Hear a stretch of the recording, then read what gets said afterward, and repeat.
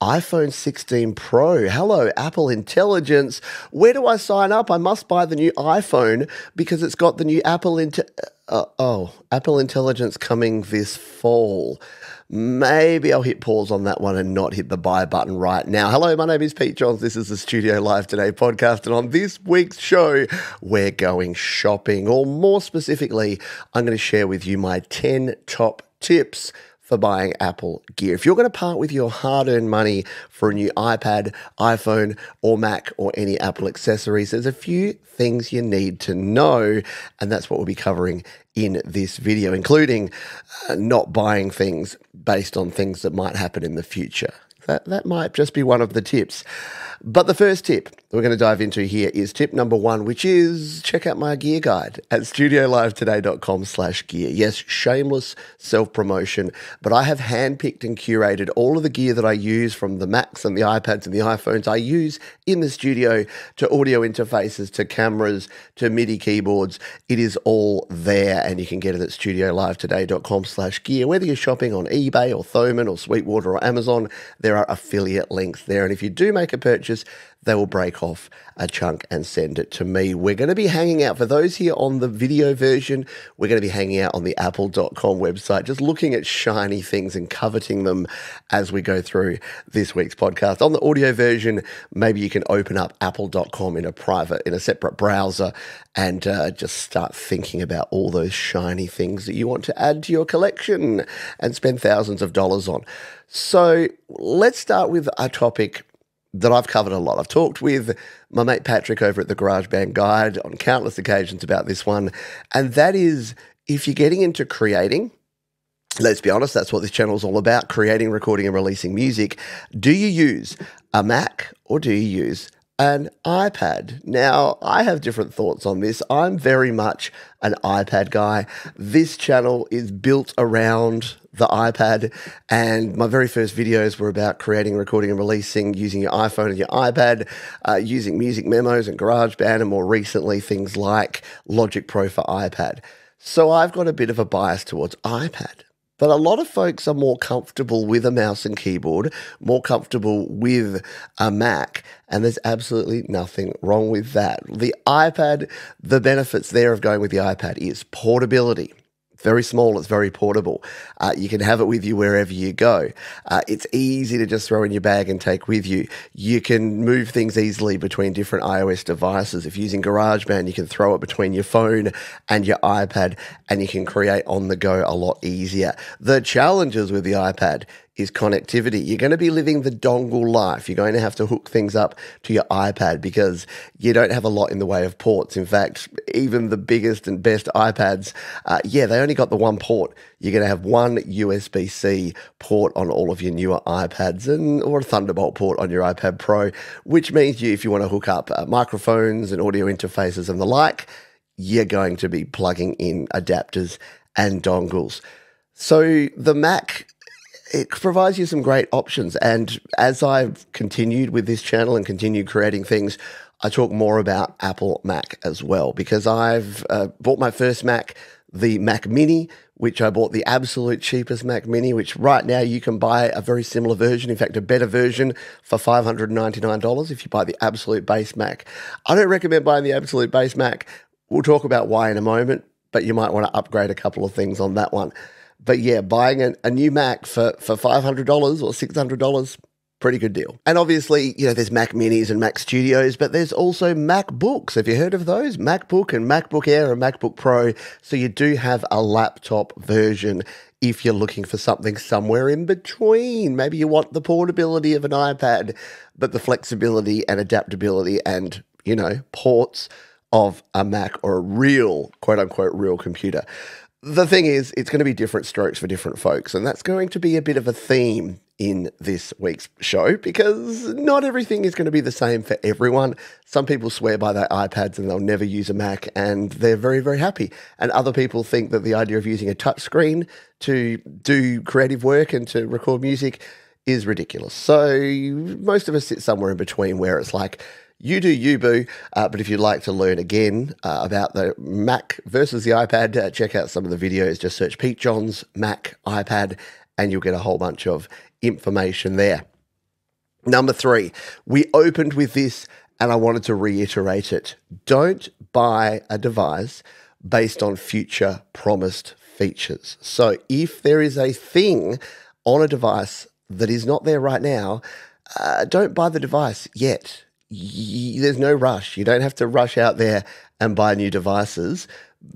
A prime example is that, here in Australia, we don't have all the satellite messaging that you have in the US with the cool fancy new satellite features. We've got the SOS stuff now, but that's only just come here to Australia. AI, the Apple Intelligence, is the one that I talked about. And it's weird that it's got Apple Intelligence AI opening possibilities as like the opening thing on the buy page and then the opening thing here on the feature page. And the TV ads are talking about AI and Apple Intelligence when it hasn't been released yet. A very small portion of it is in the iPad OS and iOS 18.1 beta version, but it's not here yet. And the fact that they say coming in fall, which if I've done my calculations correctly means autumn, that's a fair way away for our friends in the US and Canada and the Northern Hemisphere.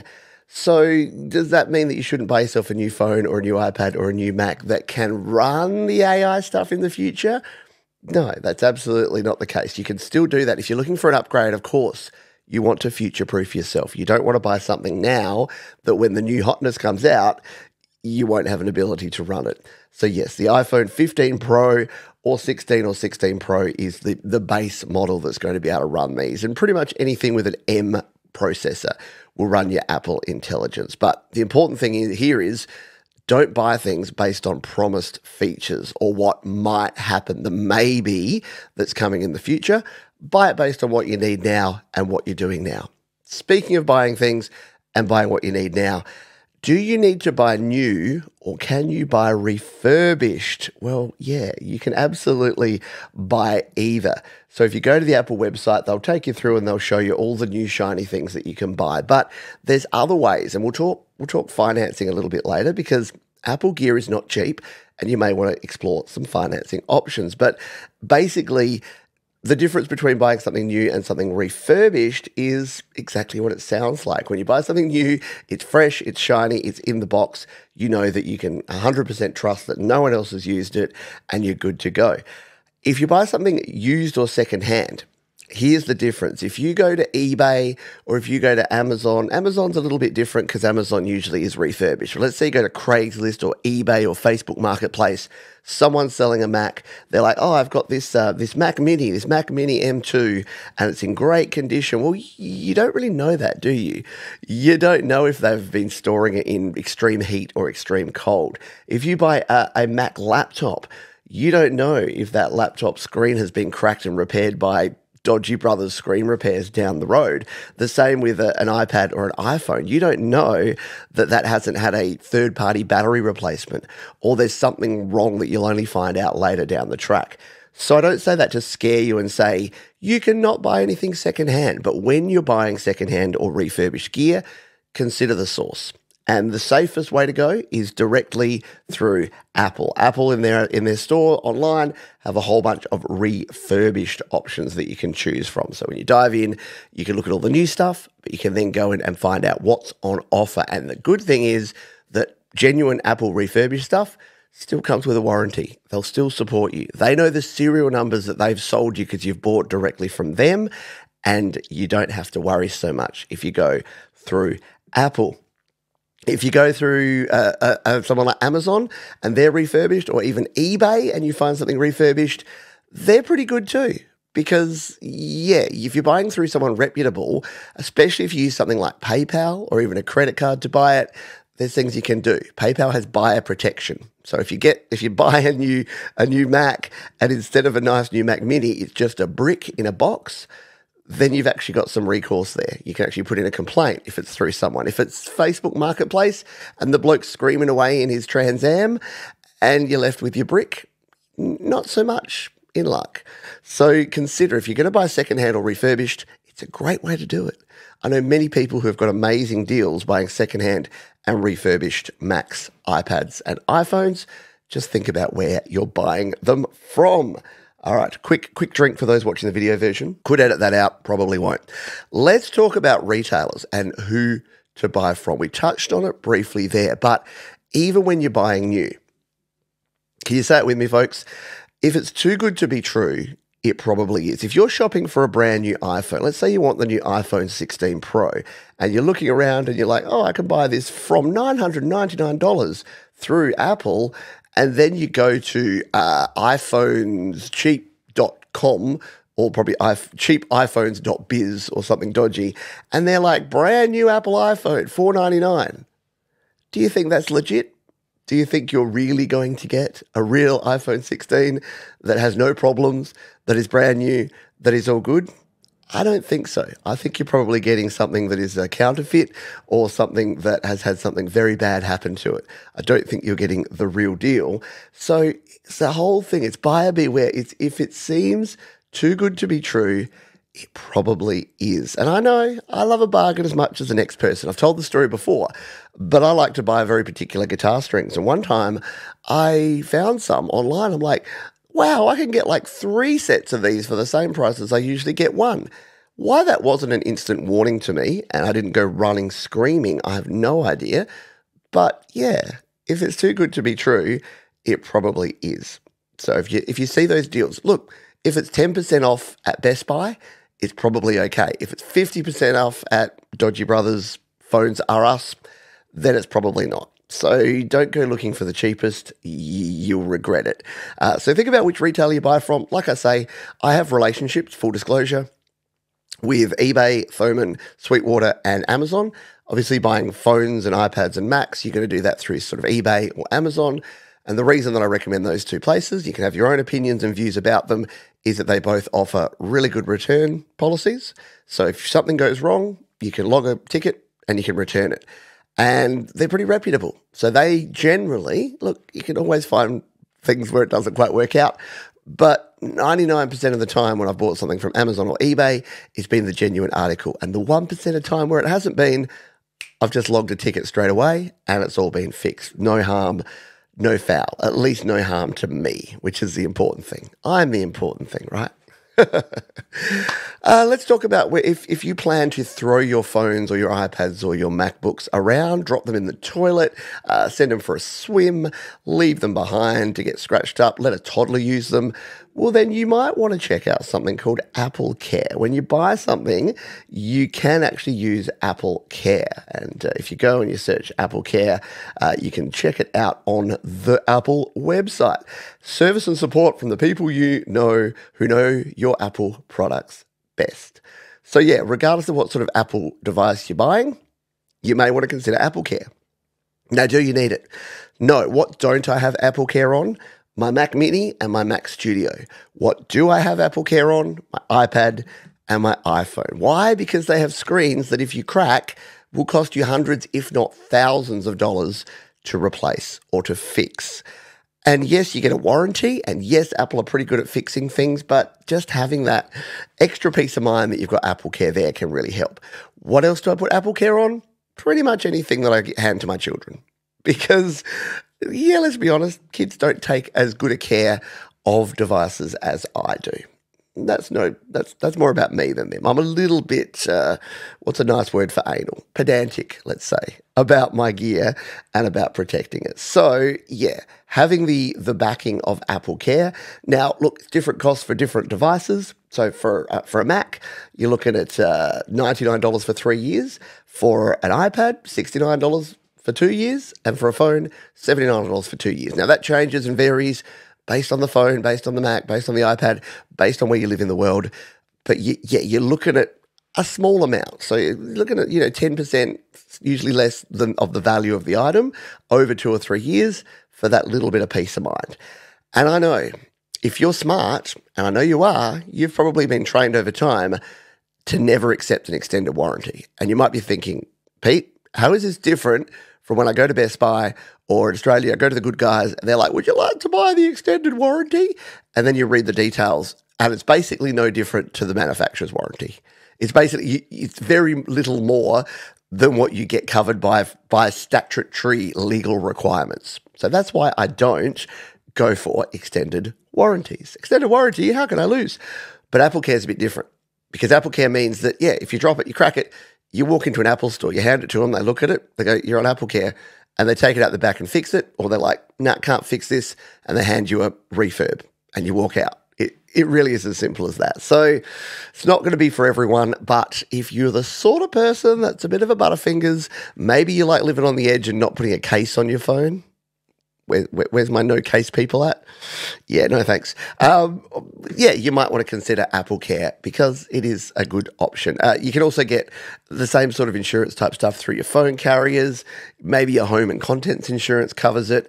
Do check into all that stuff before you bite the bullet and go with Apple Care, but it's an option if you want to consider it. Okay, let's dive into some of the more practical things. So you're buying it, you're going in here, you're jumping in, you're looking at a MacBook Pro and you want to buy it. You're jumping into the Apple Store and you're starting to spec things out. What is it that you need to consider? Well, the number one thing, and the thing that I made the biggest mistake and I have the biggest regret about, is storage. Now, you might think, in this world of 2024, why do you need additional storage? Isn't everything in the cloud? Well, yes, until it isn't. So this is the problem that we have at the moment, is that you do need at least a little bit of storage, especially if you are using GarageBand or Logic Pro or your video editing. If you're a creative type, you do not want the absolute base storage. I'm going to give you an example here. If I was to dive in right now and grab myself the cheapest Mac Mini I could, which is just $499, which is kind of ridiculous. It comes with 8 gigabytes of memory and 256 gigabytes of storage. Now, 256 gigabytes of storage, that's like enough to install GarageBand and Logic Pro, maybe not even all the instruments. In fact, I know not all the instruments because I tried to. And then you've got no room for any projects. You can't do any video editing. You want to pull in 4K video files. You want to share things that you've shot with your fancy new iPhone. Yeah, guess what? You're going to run out of space so quickly that it's almost not worth it. Almost not worth it. This is what I think you should do, is always consider upgrading your storage to at least 1 terabyte. I know you're going to be paying more. And to give you an idea of exactly how much more, just by going from 256 up to 1 terabyte of storage, you go from $500 to nearly $900. But think about how much frustration you're going to save yourself in the future by having that extra storage. There are workarounds. I've tried this in the past. I've bought my own external hard drives and plugged them in. That works okay in the short term.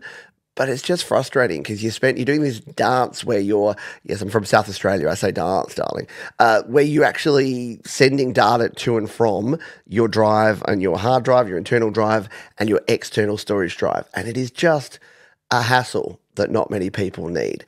So go back to some of the other things I said before. Maybe go refurbished, maybe go something that's not quite up to the specs in terms of processing power. But if you can get yourself more storage, go ahead and do that. In my current Mac Studio, I went 2 terabytes of storage because it's just the sweet spot. And look, it costs more, but I think in the long term, I'm definitely not regretting it because once you bought it, yeah, you're going to be using it for a while. So do consider your storage. The same thing goes if you're buying an iPad or an iPhone, especially if you're using it as a creative device.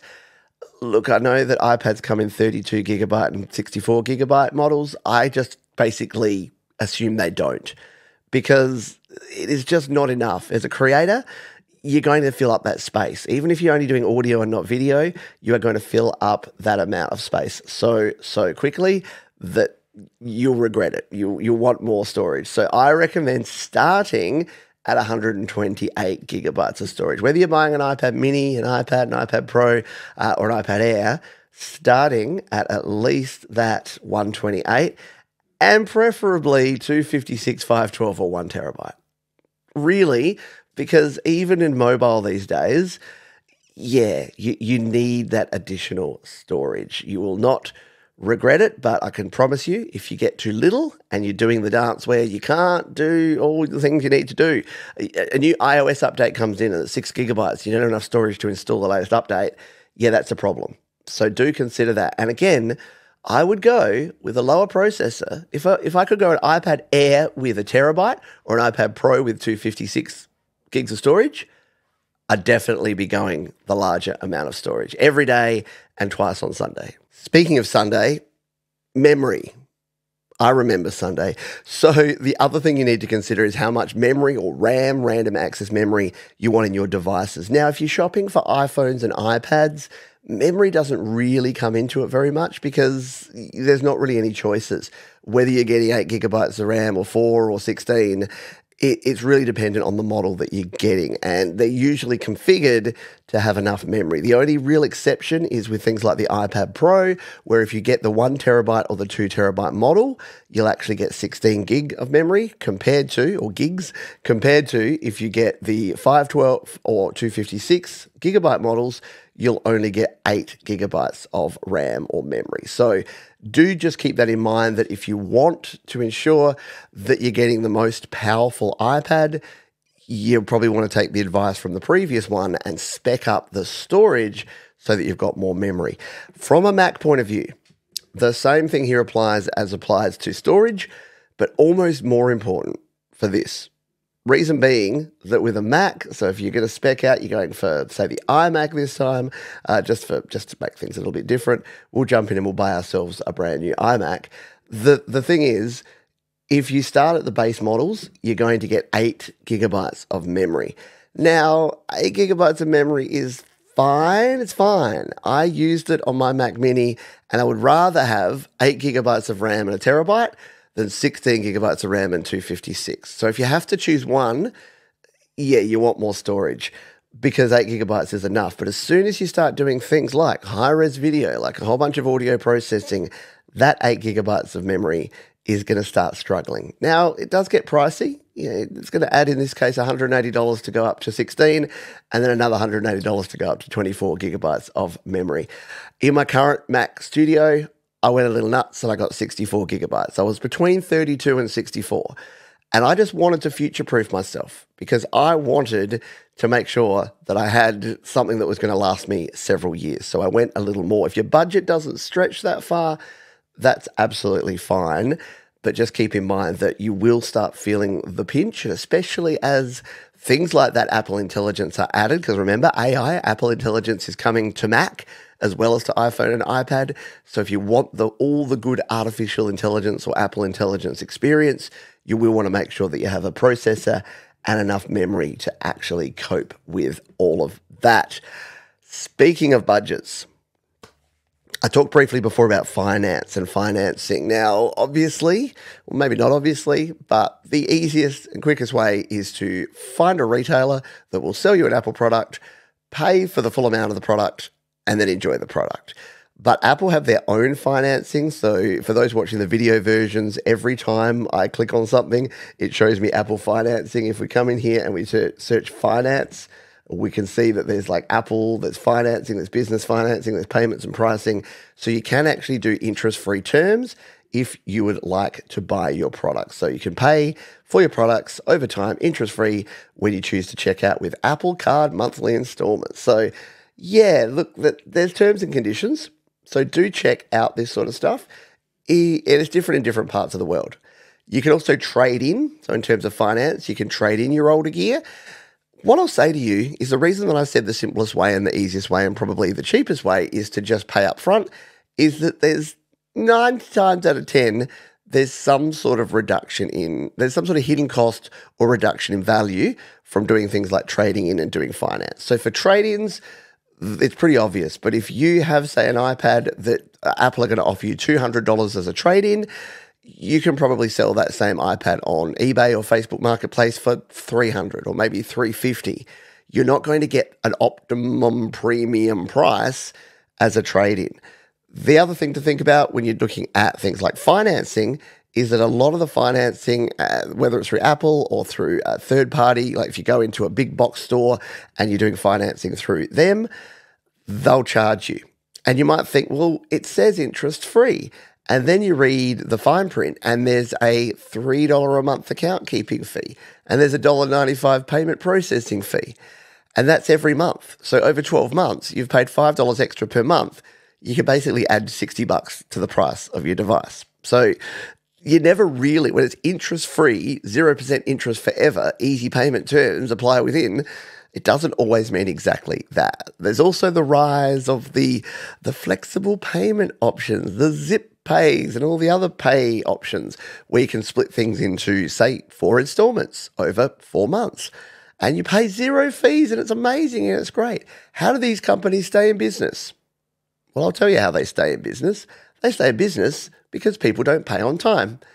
Their entire business model is built around people who buy things that they can't afford to make the payments on time, and then pay exorbitant interest and late fees. Now, if you're not going to do that and you're happy to support a business that does do that, that kind of preys on vulnerable people that are buying things that they shouldn't buy, then I guess go your hardest. If you're the one taking advantage of them, then go do it. Use your zip pays, use your flexible payment options.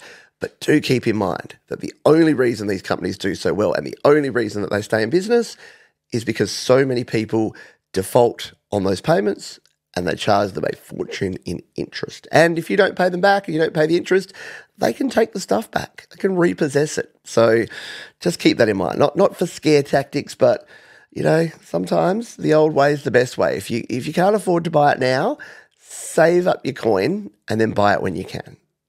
Which kind of leads us to our final thing, which is don't wait for announcements. Apple are the kings and queens of making you wait because there's always an announcement around the corner. There's always the new hotness.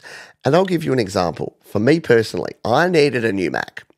For all the reasons I said about the Mac Mini that had the base level storage and the base level memory, I needed a new Mac. So I jumped in and checked out the Mac Studio.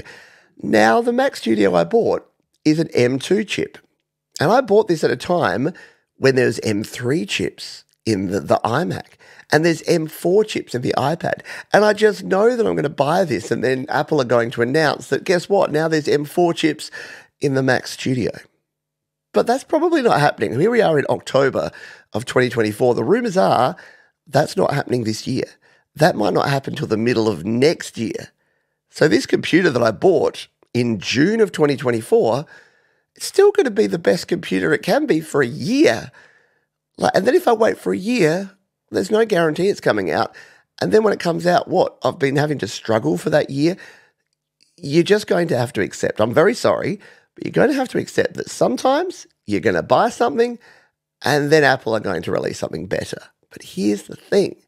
If it's the right thing for you at the time, write the check, do the credit card transfer, get the gear, use it, enjoy it, and don't look back. It's like when you're at the roulette table in the casino. If you've been spinning for a while, don't sit there and watch the next 10 spins and see what might have been. Just go and enjoy. Go to the bar and have a delicious beverage or go have a meal because you're probably going to lose less money that way as well. Weird analogy, Johns, but it's true. Don't sit around waiting because Apple are going to always have announcements. There's always going to be the new hotness. There's always going to be the new shininess. But here's the dirty little secret. All this stuff is iterative now. It is not revolutionary anymore. It is evolutionary. The difference between an M1 iPad and an M2 iPad is so small. The difference between the iPhone 14 and 15 and 16 is tiny. The difference between your Macs, your M1s, your M2s, your M3s, your M4, we're talking like 10, 20% performance bumps. So it's not the old way. Like when the M1 came out, it was like twice as fast as the old Intel-based Macs. But now, you notice whenever they do an announcement, it's like it's 120 times faster than the last Intel Mac. When they compare it to last year's model, 10%, 15%. So am I going to sit here and be worried about the fact that I've only got an M2 Mac Studio? No, I'm going to be enjoying and loving the fact that I've got a computer that can do exactly what I need it to do right now and will last me another 5 years and still be crushing it by the end. Speaking of the end, that's where we are. We are at the end of this podcast. Don't forget, once again, you can jump over to the Studio Live Today Gear Guide and use the affiliate links there. If you do that, they will break off a chunk and send it my way.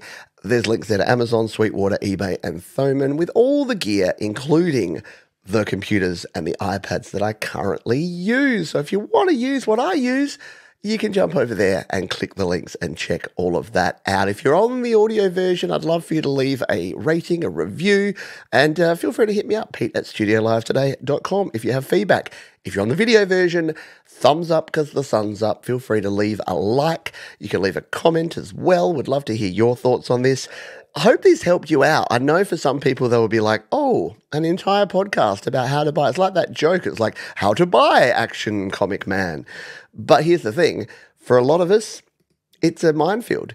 Buying iPhones and iPads and Macs is a little bit of a challenge because there's so much information out there. Some of it useful, some of it misleading. And all I wanted to do is give you the real deal information here about, are refurbished stuff good?